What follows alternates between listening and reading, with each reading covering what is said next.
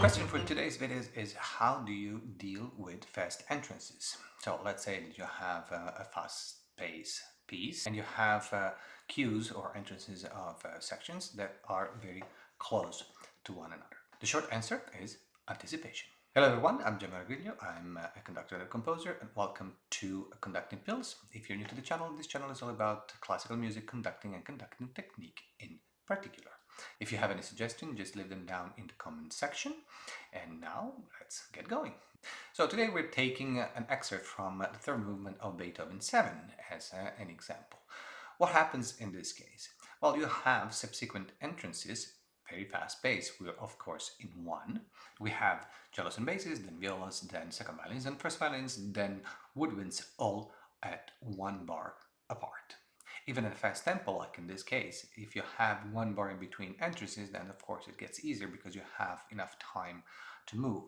But what happens in this case, where the entrances are so close to one another? You have to think about conducting a little bit like a chess game. You need to know what your moves are ahead of time. This also means that basically, while you're conducting something, you're already thinking about what's coming up and where you need to be in order to help the orchestra when that particular event is coming. You don't conduct the event itself, but you conduct before the event. You prepare the event. If you wait to conduct on the event itself, then in cases like this, you're definitely going to be late on the next entrance. So let's break this down. As mentioned, we have cellos and basses, violas, second violins, first violins, and woodwinds. Obviously, you can't think about doing papira, papira, papira, papira, papira, and then going here and then moving back to the woodwinds for their entrance. This kind of crisscrossing definitely takes the point of reference away from the large side of the orchestra, and it looks confusing. So how do you deal with it? Well, first of all, you need to be in position, meaning your hands, your arms need to be in position to go where they need to. So if you start like this, let's say you have cellos and basses on the right, violas, second violins, and first violins. Then if you already start like this, then on the second violin entrance, you're most likely going to be late. Papira, papira, papira, then you're already late. So what you need to do is to be in position, papira, papira, papira, papira, papira, and move rapidly between one section and the other. 1, 2, 3, 4, 5. What's happening here? We are preparing the event, papi, but on the downbeat of the bar, we're already moving to the next event. So the downbeat becomes the preparation for the next entrance. That's why when you're here already for the cellos and basses, papi, you're already moving towards the violas. You don't need to move too much because that is really going to take you out of the rhythm. You don't have enough time to move too much. So move very little. Papira, pa. 1, 2, 3, 4, 5. Now, when you get to the second one, of course, you're cueing the violas, but you also need to prepare the second violins. Once you're in this position, papira, papira, papira, papira, papira, papira. Now, pianissimo, subito. Pira, pira, pira. How do you do the pianissimo subito? Well, you're already small, so get even smaller to borderline nothing.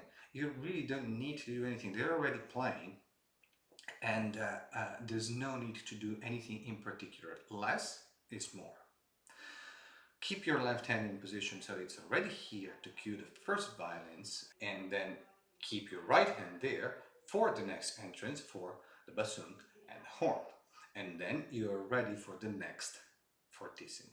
So the less you move, the better it is. Pira, pa, pa, pa, pira, pa, pa, pa, pira. Nothing. Pira, pira, pira, pira, para, para, para, para, pira, pira, pa, pira. This is another place where you can group bars in phrasing. So for instance, when you get to the pianissimo, the first time with the woodwinds, you have a 4-bar phrase. Pira, pira, pira, pira. Same for the strings afterwards. Solfa, solfa, solfa, solfa. And then you have a 3-bar phrase. 1, 2, click, papira, and then you're ready for the fortissimo. Anticipation is key. Another example of this we can find, for instance, in the last movement of Tchaikovsky Serenade for strings. Now here, it might look, or it might be a little easier because you're already conducting in two, most likely. The entrances are one bar apart from one another. Nevertheless, you still need to anticipate what's coming up. Basically, the bottom line in both cases is that you need to know it by heart, because if you are down there looking at the score, you have no chance of doing this. So in both cases, memorize these parts that are particularly fast and have rapid entrances. Of course, you can also practice and memorize the gesture, so you have a little bit of muscle memory in this. In Tchaikovsky, particularly in this excerpt, which is towards the end of the development, you have the second violin's entrance, then the violas, cellos and basses, first violins. But then it doesn't stop there, then it repeats. Second violins and violas, then cellos, then first violins, cellos and basses, then first violins. Then you have the second violins, then you have the cellos with two bars with the scale coming up, followed by the violas. So when you put it all together, starting with the second violins, then it becomes